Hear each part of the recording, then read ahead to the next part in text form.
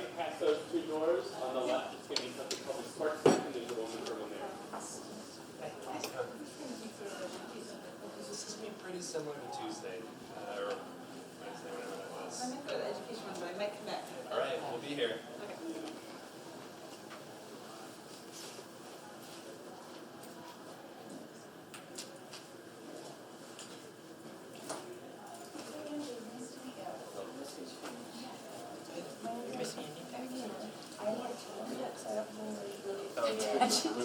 So I know it's pinch your ear. I know, like right in the middle of the classes.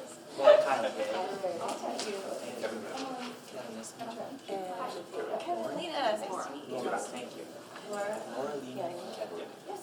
So are you like repping? Just a note taker. I don't actually rep a specific organization. I'm repping someone over my manager. Cool. What, yeah, funny, because that's, sure, yeah, so. I knew I needed. I recognized you. It's been a while. Yeah, Tom gets something with high school video. And what's yours? Quite committed. Generic, but. But I'm not supposed to pull rank, I know, I'm not supposed to pull rank. No, I know, I kind of was like, I guess I'm a cool category. How's the tea? Where'd you get that list? Oh, yeah, you saw my face? My Packet gown. in the So, packet. and I'm always like, oh, interesting. Who's Kevin? You can like silently pull it.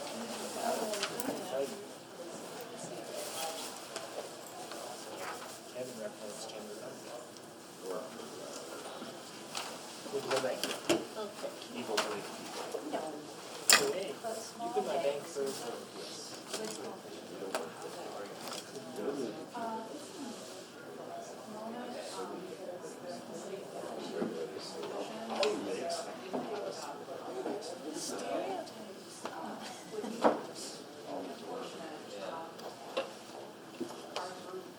All right, folks, I think we're good to get going.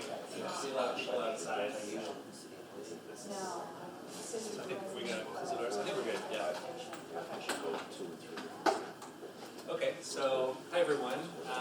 Thanks for coming. As I was just saying, it's tough to compete with open space, but I'm glad you're all here with me.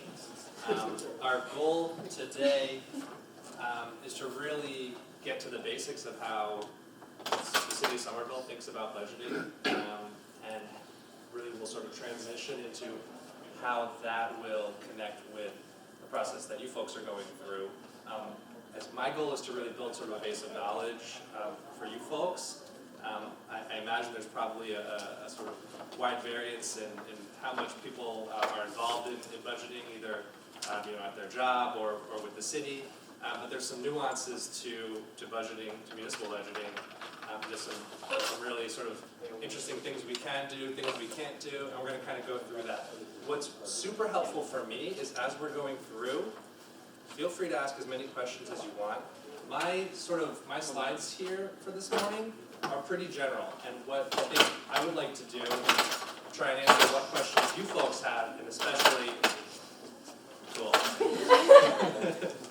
especially how that sort of connects with the process that you folks are going through, and how it can enable the conversation.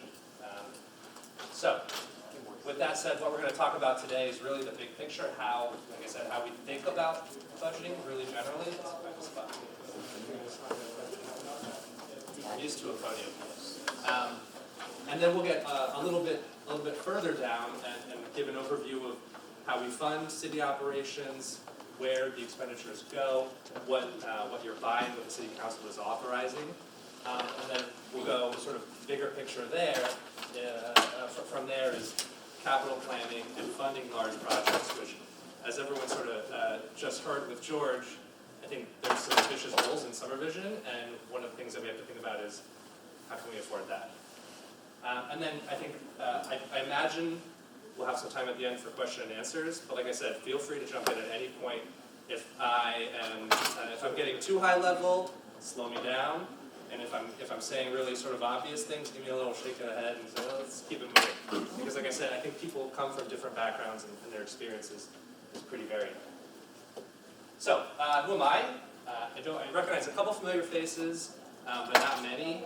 If you've ever watched budget hearings with the city council, you'll recognize me on public access TV representing the city.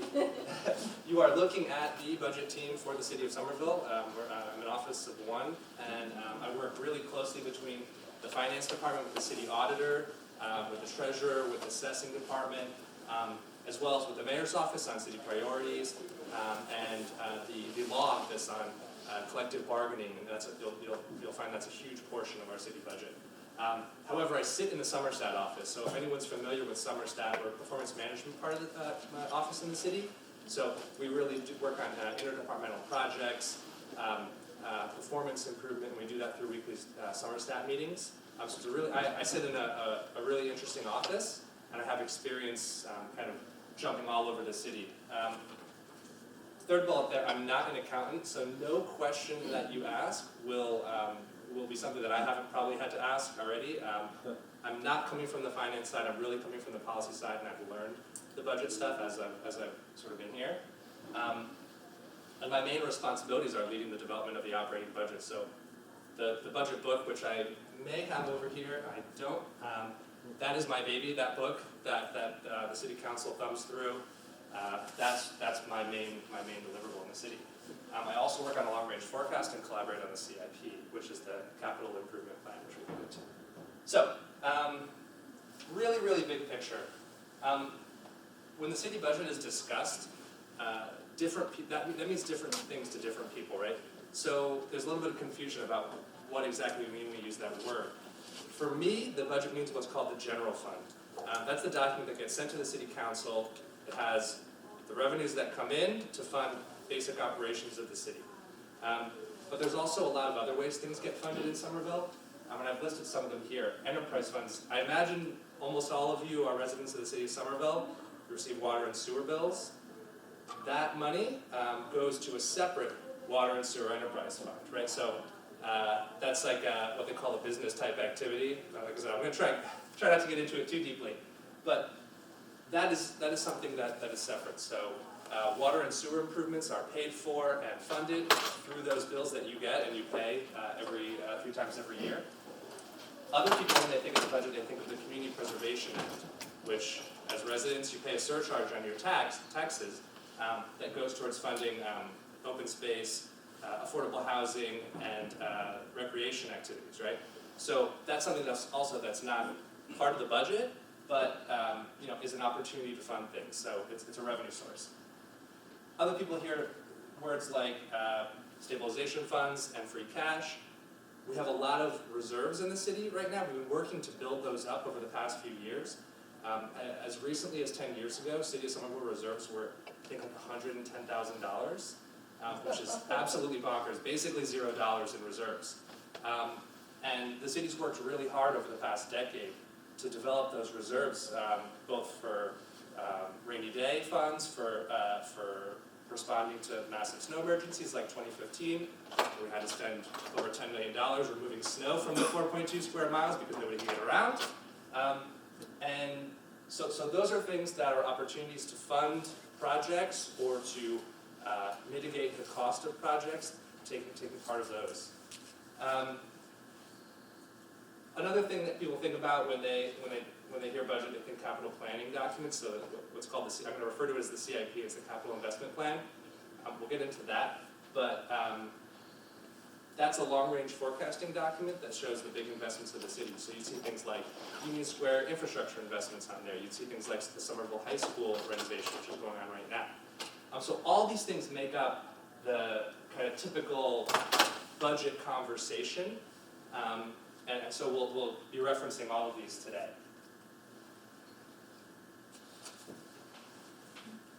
So the city's budget allows us to meet our responsibilities as local government. These range from day-to-day operations, street sweeping, cleaning cash basins, funding the city clerk's office, to generational investments across all of these categories that you can see on the right: public safety, public works, parks and recreation, things like that. So not only are we delivering mandated services, we're maintaining our existing assets we're keeping, the newly renovated Lincoln Park in its best condition. These are things that we give the resources provide. Third, it would be implementing strategic plan goals like SomerVision. As I mentioned, George was talking about that funding is a component of this discussion that you folks will be having over the next 2 days.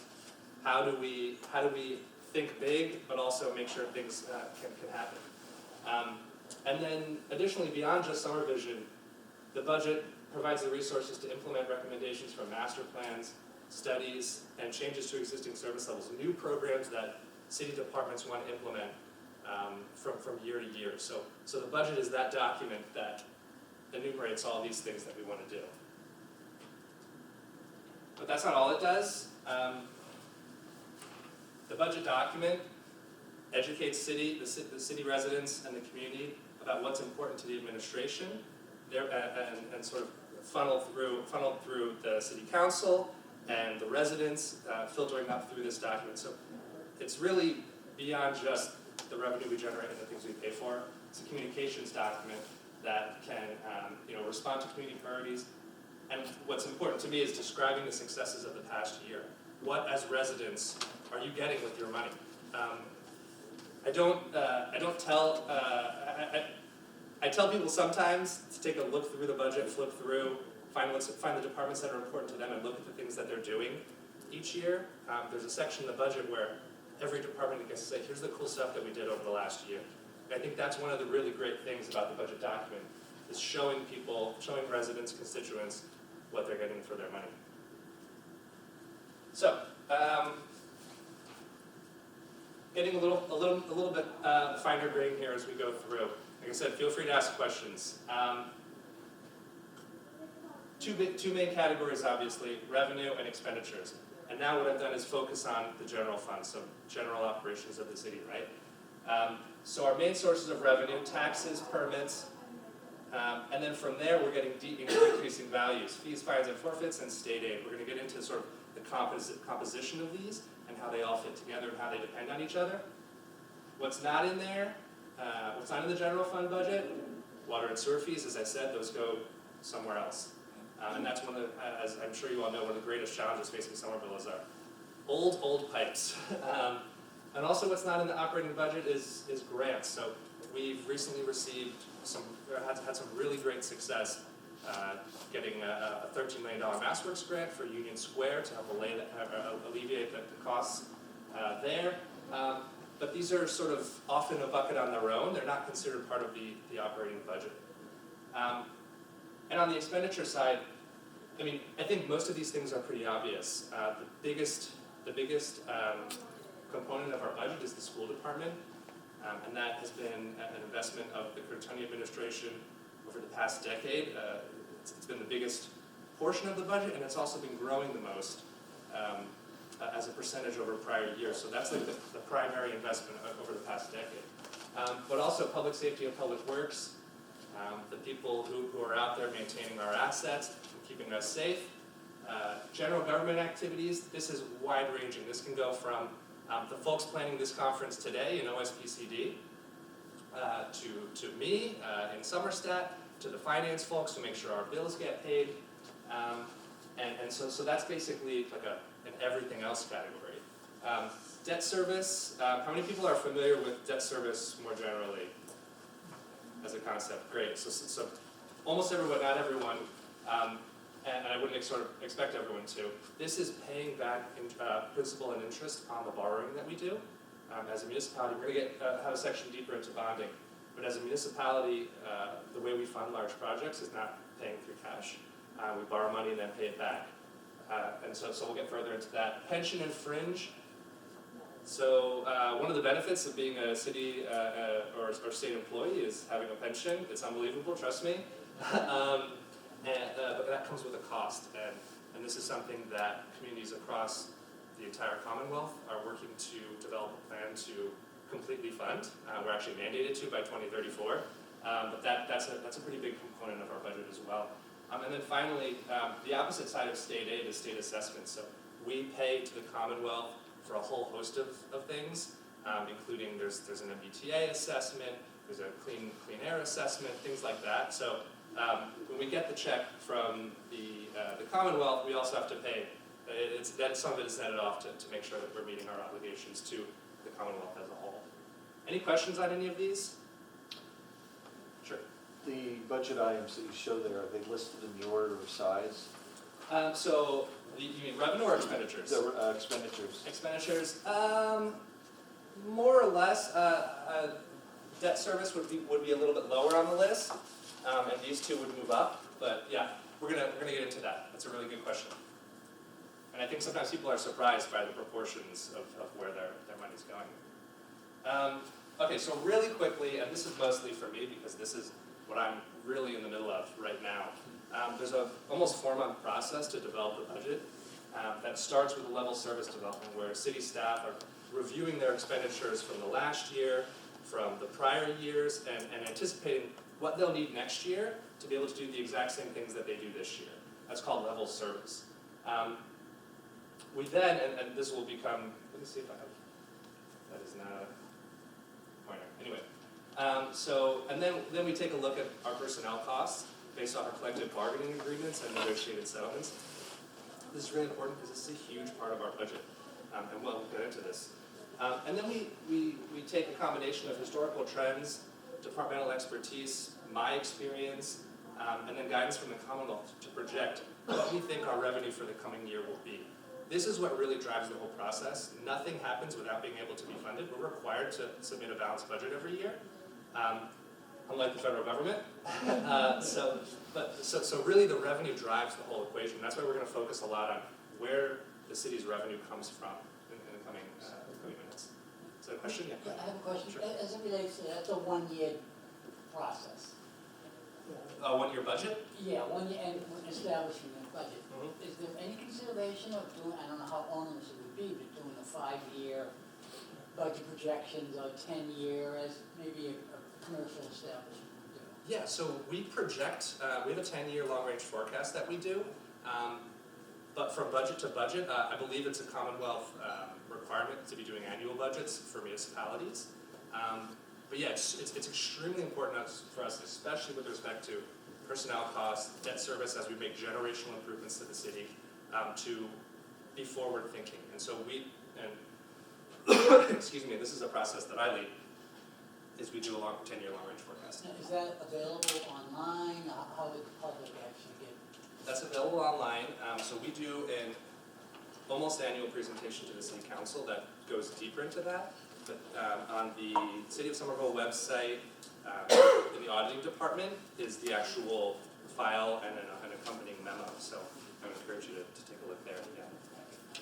So is the long term is a consideration of what the city's needs are at the time, or is it an economic sort of projection, the cycle is the economy is going to go up or down, and therefore we're expecting more or less revenue? Is a combination of both? So in the absence of a crystal ball, we can't really project what's going to happen in the economy generally. Pardon me, I'm having a little cough. But we do take into account projected property tax revenue, which takes into account projects we know that are in the pipeline. So there is, since property tax is so critical to funding the budget, that's one of the primary drivers of long-range forecasts is reviewing projects we know are in the pipeline, reviewing projects that are, or what the potential there is in the transformative areas, things like that. So it's something that we update every year because obviously, absent a wizard's hat, we can't figure that out. But yeah, it is a process that we go through. So following that level service development, which was what I'm doing right now, which is what I'll be doing when I go back to the office later today, we do something called program improvements, where department heads come up with their best ideas, their most critical investments, and propose that to the budget team. And really, the driving factor in what we choose to fund and what we choose to potentially delay or partially fund is, what does the revenue look like? What is our opportunity for spending there? And then there's a process with the mayor's office of prioritizing all of these and making these policy decisions of what goes into the budget for the following year. And then, the sort of culmination of the whole process, and Councilor Niedinger might have something to say about this, is it's a whole month of hearings where every single department goes in front of the City Council, presents the great things they did last year, the great things they're going to do next year, what the City Council's buying with the appropriation to their department. It's a whirlwind month. We spent a lot of time doing this, and it's their responsibility to review that really critically, as well as propose any cuts that they feel are appropriate. So, I do have a question, Sure. which is, I'm very interested in the program improvement process. mm-hmm.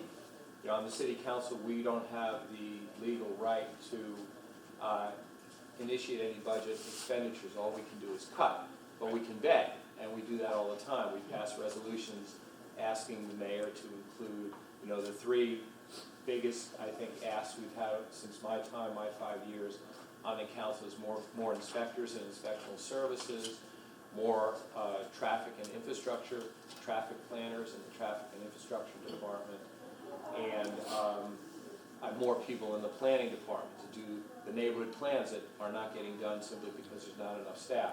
But what I'm interested in is,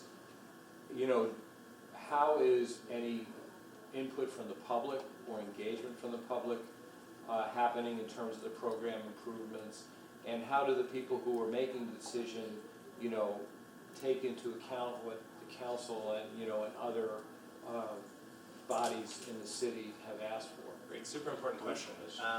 So I think one of the great things that happens in the city of Somerville is our department heads are extremely available for community meetings, for Resistat meetings, and so they spend a lot of time out there in the community and with the city council as well, sort of this two-pronged approach. When they develop their budgets, it's incumbent on them, as well as myself, to ensure that we are prioritizing the needs of the department heads or the operational needs with the aspirational needs of the community, with the prior year resolutions from the city council. So those are all folded together through that program improvement process. That's the sort of phase 2 of the budget after we've developed our level service budget. And super that critical. happens in what time frame? Usually April, May. Yeah. Okay, so let's move on to revenue a little bit. We'll go through a couple of the main drivers of revenue. Like I said, this is the critical component of the budget. The three main components on the revenue side: taxes, state aid, local receipts. Pretty straightforward. Probably some people in the back can't read this. Taxes are almost 70%. I think George actually went through this. Taxes are almost 70% of the revenue for the city. These proportions, sort of slices of the pie, shift over time, and the biggest change over the past 2 decades is a significant reduction in state aid. And what that means is that when state aid goes down, either local receipts or taxes have to fill in that gap. Otherwise, you risk cutting services. So the real biggest change in this breakdown has been since 2002. People were sort of keyed in at that point. Mitt Romney made massive cuts to local aid, and we have not forgotten that. So what you're looking at here is state aid reductions, and it's hard to sort of tell, but there's a break here. This is fiscal 2000, 2001, and 2002, and then we move on to the past 5 years here. The in raw dollars, in real dollars, Somerville receives $14 million less in state aid now, annually, than we did in fiscal 2002. You have a question on Is that? state aid a lump sum, or is it specifically like for the schools? So there's a couple parts. There's general government state aid, which is a lump sum, can be used for anything. There's school aid, and there's a couple other pieces that this is all of them grouped together. So if you take that difference between what we're getting in 2002 and just escalated it for inflation, no increase in actual additional funding, but just escalating for inflation, that could have led to hundreds of millions of dollars coming into Somerville if that had not happened. Like I said, it's absolutely unbelievable that almost 20 years later we still receive $14 million less now than we did back in 2002. So this is the challenge, and this has driven this increasing reliance on property tax. for not just Somerville, but a lot of municipalities in the area. Good question? Yeah, I was just gonna point out that that drop in 2002 led to eliminating almost 200 positions in the city. Yeah, absolutely. And so this is where having a rainy day fund, stabilization funds is super helpful, where if this were the case or this were to happen again, we'd be able to sort of mitigate that slightly. But yeah, huge time, a huge shifting point in the budget for the city. Okay, so let's talk about this slice here, the almost 70% of the revenue the city generates from taxes. That big slice is property tax. It's commercial and residential property tax.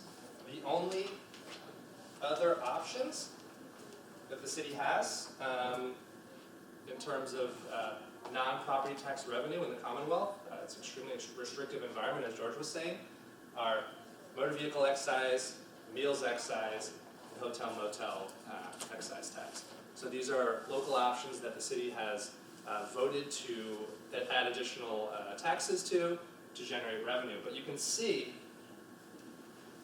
it's really a small piece of the puzzle. In Massachusetts, the options for creative user fees extremely limited, effectively zero. The good news is that we've got 2 upcoming revenue streams that are we think will be coming online in the near term. There's a recreational marijuana excise and the short-term rental excise that hopefully will be able to shift this just a little bit. Those local options don't come around very frequently, as you can see. There's just a few. And then digging even a little bit deeper, this 92-93% property tax revenue comes from 3 sources: residential, commercial, and personal property. Effectively, commercial and personal property are pretty similar. Personal property is if there's an office building that has furniture, computers, technology, medical devices, that's taxed as well as personal property. Any guesses as to how much of this property tax percentage is residential versus commercial? 18% residential. Well, I shouldn't say that. Assessment is 18% commercial. You've done your homework. And 82% residential. But if you apply the tax rate to that, the commercial portion climbs up by about 50%. Yeah, so it's about 75-25, 75% residential, 25% commercial. And the way this proportion is calculated, the total property tax revenue that the city can collect is a cap. It's a hard number, right? It changes every year based off a couple things, which I think we're going to get into. But the way that you allocate that to residential taxpayers versus commercial taxpayers is based off the assessed value of property in the city. Anyone who spent any time in Somerville knows that we are a majority residential city. We are the exact opposite of our neighbors in Cambridge. And Cambridge is basically flipped. And that's why Cambridge has some of the lowest tax rates in the Commonwealth and almost, I'd imagine, probably the entire country, because they have that huge assessed commercial value. Even though they have a really high residential value, the commercial value is so big that it basically splits the pie further towards the commercial. So one of the goals, this is an old slide, don't look at these numbers, but we actually don't do this anymore. Well, we're working on a new version of this, but the idea is to reduce the residential levy share, which will serve to lower tax rates, lower burden on residential homeowners. The key to doing this is new growth. George was talking about this. It's new value brought into the city through new buildings or improvements to existing buildings. As I was mentioning, Massachusetts is a pretty restrictive environment. If you're familiar with Proposition 2.5, year over year, the city can only generate 2.5% more property taxes than the year before. Does that make sense? Right? However, if we have new growth, think of Assembly Row, think of new infill condos like we saw in the presentation. If you have this new growth, it can go on top of that 2.5% to allow you to generate more revenue, tax those properties that have come online or improved. And that gives you the opportunity to spend that money for new programs, new infrastructure, to support new development. The key here, and you heard George say that 4-to-1 number, is commercial new growth is what really drives this commercial residential tax levy share down. Okay? I'm sorry. The opposite is also true. Residential growth drives it. Residential growth loses us money. For every residential unit, if you take the property taxes and eliminate the cost of city services, we lose $840 a year per residential unit. Whereas for, let's say, an office space for 1,000 square feet, we gain $3,142 a year. For a hotel, we gain $8,000 a year per 1,000 square feet. I think without getting too deep into the weeds, and I think that's an important fact, is that commercial revenue has, or new growth has really great return on investment for residential taxpayers and the city as a whole. So that's why one of the major outcomes of SomerVision is those transformative districts and really trying to make sure we go in that direction. I could spend probably 2 hours talking about the sort of the subtleties of this, but at the risk of wasting your whole day, I won't do that. Another question?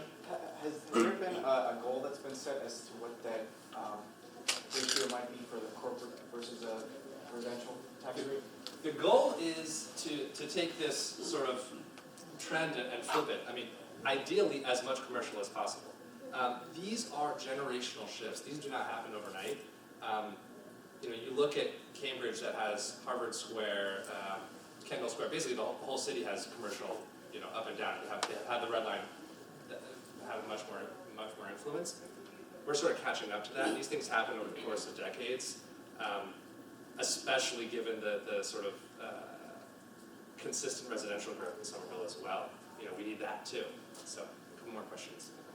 Can you go into a little more detail about the motor vehicle tax and kind of what that means, where it comes from, where it goes?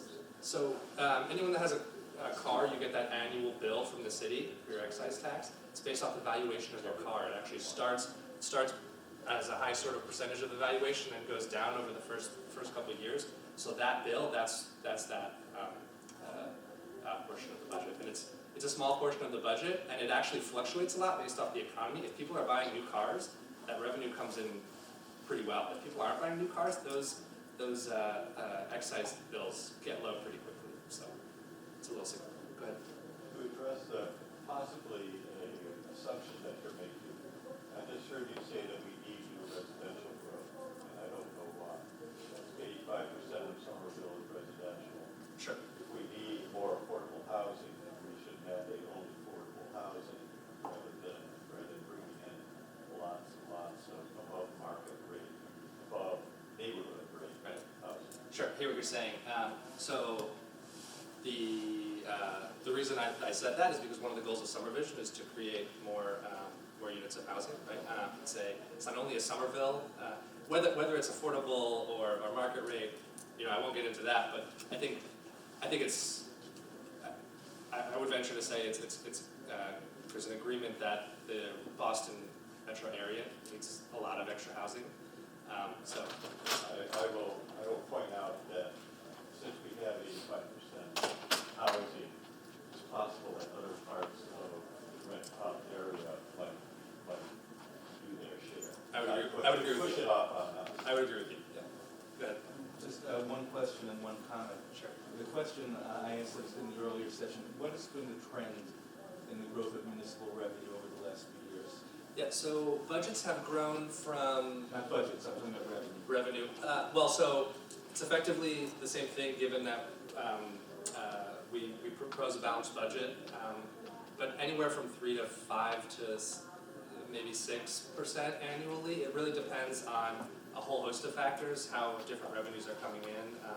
The big one being building permits. Those are like subject to large fluctuations annually. So, I would say anywhere from 3 to maybe 7% is fair. I'd have to look back, and I can get that information to the I think the reason that becomes relevant is looking at what revenue is available. If you start off with a level funded budget, and revenue is growing at 7% per year. Well, it has one side. Yeah. Well, I actually looked at it a couple of years ago. There was a 2-year period where revenue was up by about 14% over the 2 years. I forget what year. We'll have to take a look at that, but. Okay, I looked at it, I sit on the municipal compensation board, so I'm looking at adjusting salaries, we looked at what the revenue growth was. So the reason I'm raising it is that the larger the revenue growth is beyond the 2.5%, and their budget priorities for the city, then the question is, in what the statement is, once the SomerVision goals are determined, it would be beneficial to see how the budget supports those goals, either in direct expenditures or indirect. Yeah. Because in direct expenditures, if there's open space and there's an acquisition of land, that's a direct expenditure. If it's an indirect expenditure, it could be the planning staff or it could be the inspectors. But to see these goals and how they're interacting with the budget, it's great to understand the budget, but in the end, it would be good to see how the SomerVision goals tie into the budget, and then whether there's flexibility in the expenditure based on the amount of revenue growth. I think that's super important, and I hear your comment.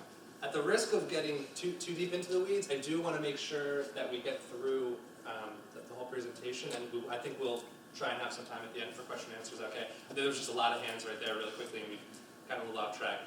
The only thing I will say with respect to your comment is, in the sort of phase 1 of budget preparation, there's a key distinction. I said level service, not level funded. So those are two different things. Level service means how much does it cost next year to do the same things we did this year. Level funding would be taking the same amount of money that we spent this year and then spending it next year. So as we'll get into, I think actually, I'm actually going to skip this one because we're a little bit out of time. We'll get into the expenditures. Discretionary income is relatively limited, and I'd like to get into that with the group for sure. So that's the quick overview of revenue. If you guys have any questions, please write them down so we can get back to them. I just want to make sure we don't leave ourselves short. Let's move on to the expenditure side. What is this? What are residents buying with all this revenue? So, big picture, and this is, I gave a presentation to city staff, and this almost blew their mind because they don't necessarily see the real numbers. If you take the school department funding and public safety funding, that's almost half the budget right there. Go ahead, you have a question? What counts as public safety? Police and fire. Okay. Police, fire, there's some other like animal control, E911, things like that, but police and fire. So right off the top, our two most important investments, the schools and public safety. That's about half the budget right there. When you add things like pension, fringe, which is like healthcare benefits for city employees, our assessments from the Commonwealth, that's an additional 23%. Our debt service right now, which we're legally required to pay, we have to pay that before anything else, is about 5% of the budget. So I think when you're done with that, everything else, which includes general government, Parks and Rec, Public Works, that's about 25% of the remaining budget right there. So some sort of context. Comment, go ahead. Yeah, just a quick question. Schools and public safety, I can't see the small numbers. How is that broken up? So the school department, and this is the fiscal 19 budget, which we're in right now, is approximately 30%, and public safety is 18%. So schools are and continue to be the biggest investment in the city of Somerville. However, this is looking at it a different way. Discretionary spending, and this is the issue that I run into as budget manager. Our discretionary spending is hard to come by.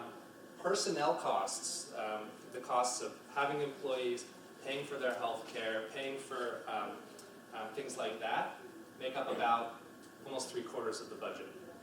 So this is something that anybody who works in finance, whether it's in the private sector, the public sector, personnel costs are the bulk of the budget. This is something we run into.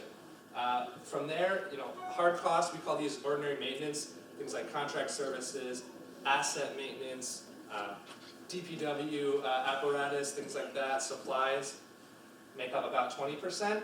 State assessments make up about 6%. So this is the way, this is another way to think about the budget, sort of what is discretionary and what isn't. It's realistically, it's making decisions about personnel, and then it's how do we use this ordinary maintenance, this hard cost money. Go ahead. What are the state assessments? So these are the funds that we pay to the Commonwealth for the MBTA, for Clean Air, I'd have to get a list of them. It's it's prescriptive, we just get the bill and we're required to pay for it. So I would say that is probably the least discretionary spending in terms of the percentages of it. Basically, the state tax on municipality. On municipalities, yeah, Yeah. absolutely right. And so, getting back to that sort of phase 1, phase 2 approach to how we develop a budget, when department heads submit their ideas to me, I wouldn't say almost all of them are amazing, great ideas. I wouldn't say 100% of them are amazing ideas, you know. But last year we got $6 million worth of proposals for great new programs, great new added staff. Unfortunately, based off the way revenue was projected, we only had about $400,000 of discretionary space. So to answer your question, last year, and this is not always the case, I don't want to predict or project such a dire picture. The way things worked out last year, only 7% of requests were able to be funded, and this is critical. It's a quick question, is this typical or is this unusual? This is a little bit low. One of the things, I guess, maybe I shouldn't have skipped that slide before, but one of the things that really drove last year's situation was a significantly lower projection for building permit revenues than the prior year. And part of that, it wasn't because the building permits were getting a lot lower. We made a decision to no longer vary that projection by what we actually thought. We said we're going to put a cap on that, and we've decided to not vary the budget significantly. And so, I don't want to get too deep into the weeds, but this is a little bit more slim than the previous year. So this was my 5th budget that I've done here, and this was, I think, one of, if not the most difficult sort of prioritizing decisions that we've had to make. Okay, so I'm going to we've got about 15 minutes. Right, we're 12:15. Is that right? Yeah. It's 12:15? Okay, great. To sort of understand debt service, at least at a general level, so that we know as the discussions are happening, if we were to say, go out and acquire $600 million, that's required to develop $600 million of open space, or what that would mean, right? So borrowing is a really common strategy to fund investments over the life of the asset, right? So an example of this would be investing in a new fire pumper truck that's going to be in service for 10 years. You borrow money to buy that fire pumper truck, and you pay out the principal and interest over the life of that asset. This is extremely common. A corollary to this would be like your home mortgage. You're investing in the property for life, and realistically, although maybe this is a silly thing to say, you won't be paying cash up front. Some people do that. But you pay the interest as a premium to split those payments up over 15 or 30 years. And this is something that municipal governments, federal government, it's a strategy that we use. So what makes municipal borrowing even better is that as a municipality with our AA+ credit rating, which is one notch below AAA, it's a really good credit rating for the city, we get extremely favorable interest rates. So for us to borrow is a really, really effective strategy. And additionally, we're able to use creative borrowing terms that are not available to, say, like a mortgage holder. One of them is called bond anticipation notes. We're able to borrow for a short period of time while a project is being completed. We pay interest only for 2, sometimes 3, 4, 5 years. So in the case of Union Square, we are investing in Union Square right now. We've borrowed money and we're paying only interest-only payments, extremely low rate, extremely low payments, until the project's done. The development comes to bring property tax revenue, and then we start paying principal and interest. This is one of the really interesting parts about municipal finance, is sort of how to use these tools. There's not a lot of them, but they give municipalities favorable borrowing terms. And the best way to sort of explain bond anticipation, as we call them bands, is like if you are going to college, you borrow student loans, right, and you don't start paying those student loans back until you're out of college. Does that make sense? Right? Otherwise, you'd be paying off the student loans with the salary you're hoping to get before you get it, right? And so we're using this strategy in Union Square. We used it successfully in Assembly, where you had to build a whole new street network for buildings, but the buildings weren't there yet to generate the tax revenue to pay it off. And this is something that really enables transformational change that you can hope for through the SomerVision process. Any questions generally about that? When you go from interest only to principal to in interest, does the interest rate change? It does, yeah. It's usually, it's usually like almost twice as high.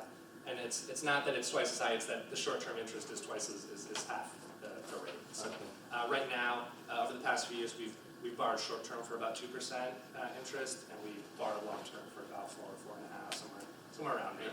Don't quote me on that, but it's a fair assessment. But Is the interest only a fixed term, or is it tied to the availability of revenue? it's fixed term. Yeah. So typically, city policy is to ban for 2 years, and that's what we do for almost everything. However, in the Union Square District Improvement Finance Program and in Assembly Square, those are special programs that allow you to short-term borrow for 5 years, and you get that approval from the Commonwealth for that. Another question? Yeah, I'm curious what the city's rating is. It's AA+. It's 1 notch below AAA for both Moody's and S&P. So the jump from AA+ to AAA is massive. It's really difficult to do that. I think it's a goal of ours to get there, but it's a real jump. So we're extremely happy. We've had multiple increases over the past decade. When do we expect to see the impact of the high school override on the taxes? So you're seeing it this year for the first time. It's small. We do not borrow until after we've spent the money. So in fiscal 2018, at the end of fiscal 2018, we borrowed what we spent in that year. So then we start paying back from there. A little bit of that was on the tax rate. That was added on top of the tax rate for fiscal 19. None of it before that. There was definitely expenditures in fiscal 18 to fiscal 17, but those were kept within the budget. But as far as the exclusion, that started last year and is expected to ramp up there's a lot more spending that has to happen in the project, so we haven't actually borrowed for that yet. So that sort of ramps up over time as the project moves along. But anyone that's been over there, it's they are doing a lot of work very fast, and it's really cool to see. Any other general questions on debt service? Cool. I know that was extremely high-level overview, but hopefully it should be enough to sort of get you guys through it. Aside from borrowing, though, we do have other ways to finance projects, and some of these I went through before. Grants, we've got the $13 million MassWork grant. That allows us to borrow less for that project. Community Preservation Act, we funded park renovations. If anyone was at the Prospect Hill Park groundbreaking yesterday, I think it was yesterday at 11 o'clock, part of that is funded through the Community Preservation Act. If we didn't have that revenue source, this alternative revenue source that the residents of Somerville voted to generate, we'd be borrowing for that instead of, I believe we're still going to be borrowing for some of it, but part of it is funded through the Community Preservation Act, which is fantastic. Another important funding source is development. Aside from generating new property tax revenue just by building and existing, these development partners can help us achieve our goals, as George was saying before, through us requiring them to build open space, right? Our zoning code can say you have to build X percentage of your property into open space, and we can get investment that way. The other way is via exactions like jobs linkage to pay for business employment programs, or infiltration fees, which is actually a water and sewer fee that allows us to renovate and improve our water and sewer system, stop water from leaching in. So those are sort of ways development can help us fund our goals. Okay. And finally, the last one, community partners. I think this is sort of new territory for the city, but residents and city staff have been collaborating with me really closely in ways to enable community partners to sort of jump into this equation. There's been talk about things like land trust, public-private partnerships, and these are ways that the city can get really important projects funded without having to front the whole cost or to just kind of trading like that. When these kind of revenues come in, are they handled in the normal budgeting and accounting processes, or do you have to set up sort of separate?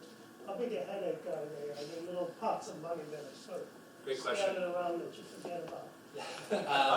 We'll never forget about dollars, but Well, the they do come in separately, and that's an important sort of delineation. These are our alternative funding sources. If a grant comes in, it's kept in a separate grant account. It's used for, it comes in for a specific purpose. We have to make sure that it's funding that specific purpose. The CPA has its own whole budget, and it has its own staff person actually to manage that whole process and that funding. It's segregated. All these are segregated. Another example is in the past year, the state legislature introduced a transportation network company, Uber and Lyft, rideshare fee of 10 cents per trip. Half of that comes to Somerville, which is really cool. Not half of all of that, but half of trips that originate or end in Somerville get part of that. So we had an additional, I think, almost $400,000 come to the city. However, that's segregated because it's for a specific purpose. It needs to be spent on the transportation infrastructure in that world. So a lot of these are segregated and they're managed. They're kept track of through the auditing department, through the finance department. Oftentimes they're managed by other people within the city who have the expertise to spend that money appropriately. And where do the payments in lieu of taxes, where does that drop? That gets dumped in the same bucket as property taxes. Those are treated financially exactly the same as if it were a property tax revenue.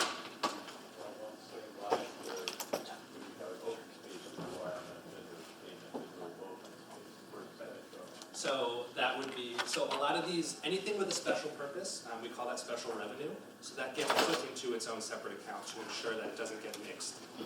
A lot of things, a surprising number of things are general fund revenue.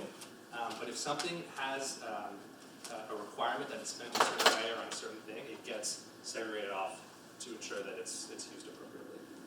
That's a legal requirement, but that's also, in the case of a grant, that might be the requirement of the grantor to us, says you have to use this on this. You know, we can't just take it and, I don't know, spend it on anything.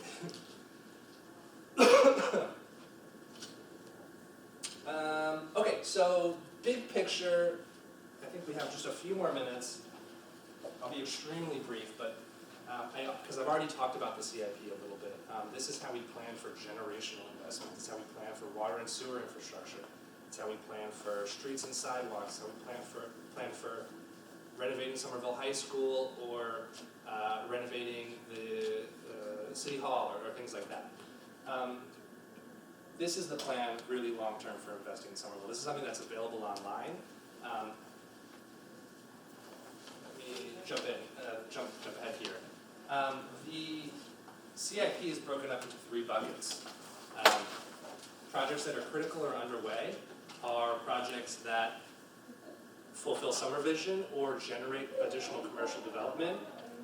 What does CIP stand for? Capital Investment Plan. Okay. So those critical or underway projects, those are priority 1, right?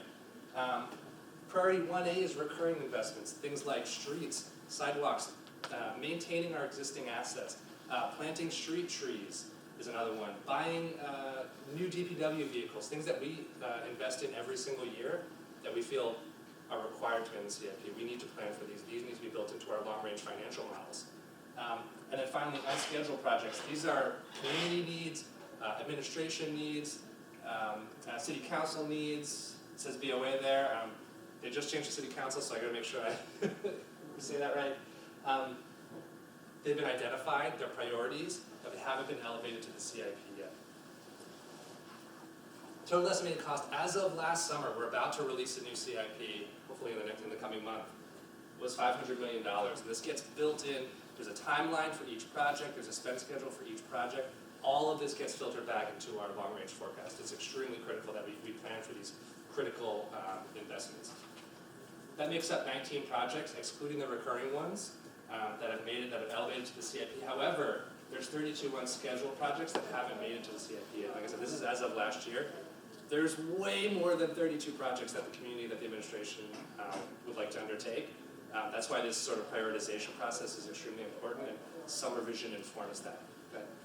That $500 million, is that next year only, or is it spread out over some time? This is over the course of the next 10 years Or the 10 for those 9 projects. Yeah, so the length of the CIP matches the length of our long-range forecast, and every project has a spend schedule, it has a timeline.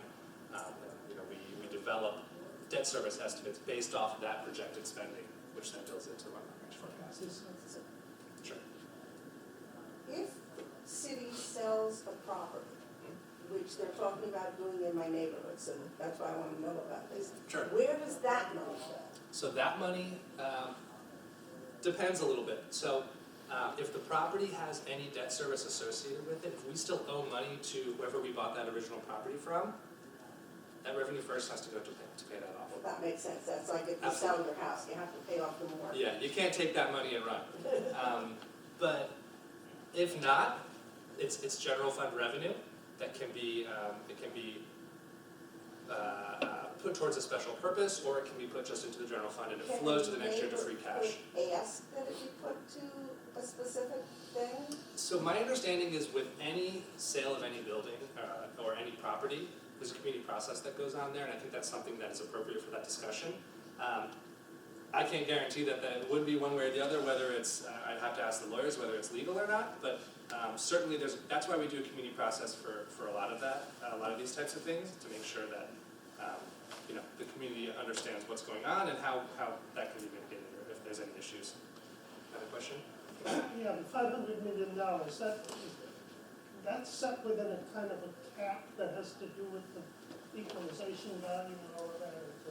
So there's not a lot of range, is there, in terms of value?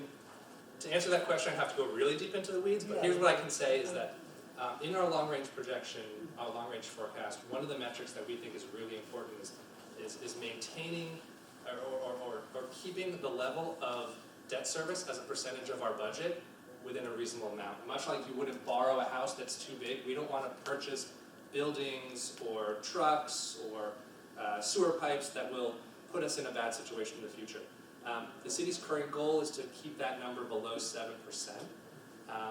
One of the issues that we've run up against is that there's been decades of, I'd actually say almost a century of lack of investment in our sewer system, in some of our streets. Some of our buildings are, barely habitable. Some of our city buildings, and we're packed in there like sardines. So trying to marry the 7% or below debt service metric with the needs right now is part of this process. And then how do we take that, how do we fit in the aspirations of the city, how do we fit in SomerVision is really critical too. And where is the capital improvement? That's also on the city website, the auditing site, so you can check that out there. Good question, Mike. So to be context for some of these numbers, what's the 2018 city budget? The fiscal 19 city budget is about $240 million. And our debt service number right now of that is I think like 11 million or so. The budget is online also at the auditing websites. Actually it's somervillema.gov/FY19 budget. It's a whole budget site for the whole budget process last year. Let me just make sure, I think I've been touching on this before we get into, we can do full Q&A until I guess the other session gets out. SomerVision 2040, this process will really help inform the priorities of the city developing the CIP. Do we want to focus on enabling a certain transformational district first? Do we need to invest? Is there any way we're going to be able to get what we are hoping for in Boynton Yards, Innerbelt, without investing in the infrastructure there? These are the type of decisions that help influence the CIP, and that's what this process, I think, gets married more and more into is the CIP. The big things here, investing in mobility, making sure people can get around our streets, that's outlined in the CIP. Enabling commercial development, that's in there right now. That's the work in Union Square that will allow significant development in there to then go back into property tax rolls and be able to invest, or reduce the tax burden on residents, or do new programs. Such as acquiring open space, developing open space, which we know isn't cheap, and really the transformative district conversation here helps city staff make decisions, prioritize these projects so that we can take a look at them spatially and kind of think about that. Okay, so any questions on this specifically? I mean, I think it's pretty straightforward that, one of those three pillars of this discussion is how do we fund our aspirations? They're big, think big, but make sure, we've got a plan. And I think that hopefully this was at least a little bit valuable to get a primer, some context about, sort of the back end of that. And with that, I'll take some questions. Anybody that hasn't asked a question yet in the back? Sure. Hi.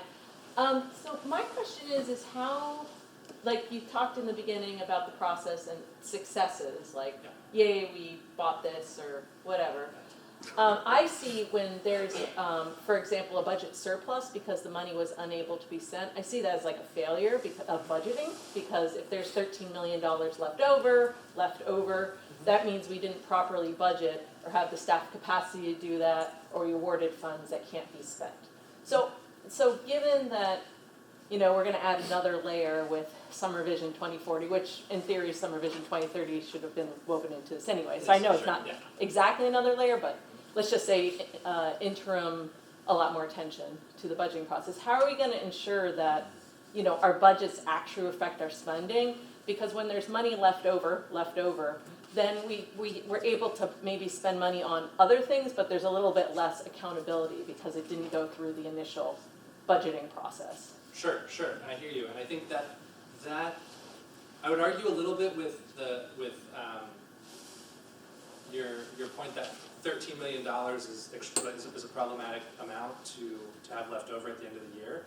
And what she's referring to is free cash. This is an amount of money that gets brought back to the city after a fiscal year has completed. It's the sum amount of revenue above what we projected and expenditures below what we've expended. So there's a portion of that that's under expenditures, and there's a portion of that that's revenue that came in above our projections. It's my job to budget revenue conservatively. The last thing we want to do is have a revenue deficit at the end of the year. That's problematic in its own way. On the other side, I don't encourage department heads just to spend money at the end of the year to make sure they don't have any. But I do hear exactly what you're saying in that that can be seen as an opportunity to fill in other programs that can help meet our goals. In terms of context, $13 million of free cash from last year is about 4% of our budget from the prior year. The Department of Revenue has set an expectation that free cash should be about 5% of your revenue. So we're not. I would argue that that's not a really high number, and I'm not trying to defend the city of Somerville's budgeting practices, even though it's near and dear to my heart.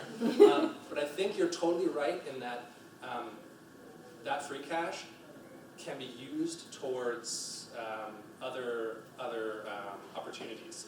And what's great is that the following year, after free cash is certified, the city council can appropriate that for projects, for one-time uses.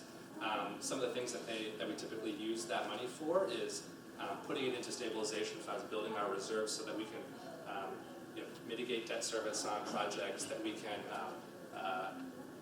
just recently pay for a shuttle to make sure that people can get from one side of Ball Square to the other. So, Yeah, 7 people took that on the first day. Oh, really? And I was 3 of those people. Really? Yeah. So that's the need of like the immediate people who didn't know about it.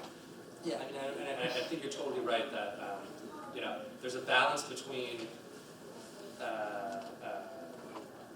trying to fit in additional work as the year goes on, and I hear you on that. So, yeah, I just think about all the $400,000, not that much. Mark's heard this from me like 500 times. $400,000 in the scheme of things, GLX project not that much, but considering we have so many projects that could be done with that money to have permanent impact on the city, I think and the fact that it's like free cash, so it's like, oh, here's a project we might want to do, but it felt like very much like it didn't go through the same process as like CPC or other budgetary things. Sure, So that's sure. just my little I hear you, thing. I hear you. And the great part about that, about spending of free cash is it goes through the city council. We cannot spend a dime of that without approval from the city council. So engaging in that process, I think, is really, really critical, and I would encourage everyone to get that. So are there any municipal assets that may be liquidated over the next 3 to 5 years that would generate significant funds for the general fund? Hopefully, yes. So 3 to 5 years is a kind of interesting timeline. I would say in the next 10 years, there's a number of properties. The city is trying to consolidate operations through what's called the Building Master Plan to try and potentially enable the City Hall Annex to be used for a different purpose, or the rec building on Walnut Street for a different purpose. There's opportunities there. Additionally, 220 Washington, where the current public safety building is a huge opportunity. It's a massive site in a great part of town, and as most of you know, we're not far from what will be the new public safety building in hopefully 2 or 3 years. So there are opportunities there. However, we have to be careful how we use those because they're one-time revenues. They're not going to come back the next year. So I mean, So there are some, but they're probably a little bit further out than 3 years.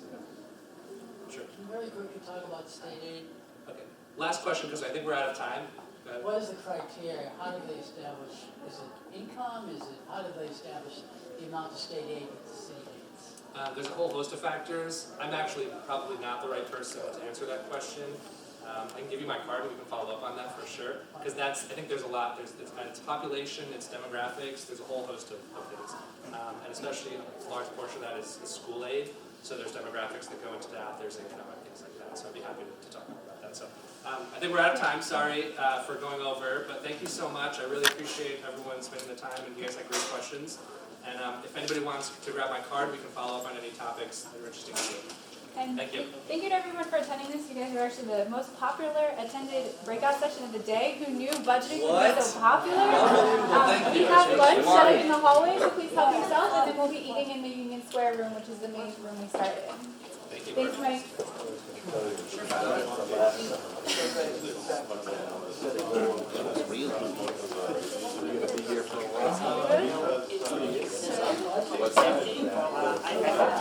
We'll see. I gotta. I wrote my thing. But they put that new one back out on Washington. Yeah. Even like last week. It was last spring when they made them.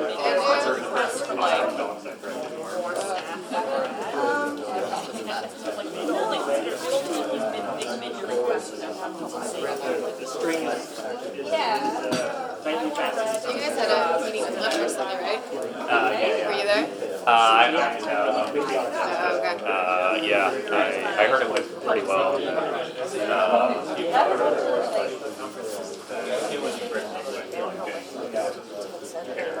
Because like I hate Lyft. I was hit by a Lyft driver, like left hooked on my phone, and like I don't use It's a super long conversation we could have about If I do use a ride share, I'll use Lyft, but like, 'cause I never like doing it. Yeah. I stopped doing Uber.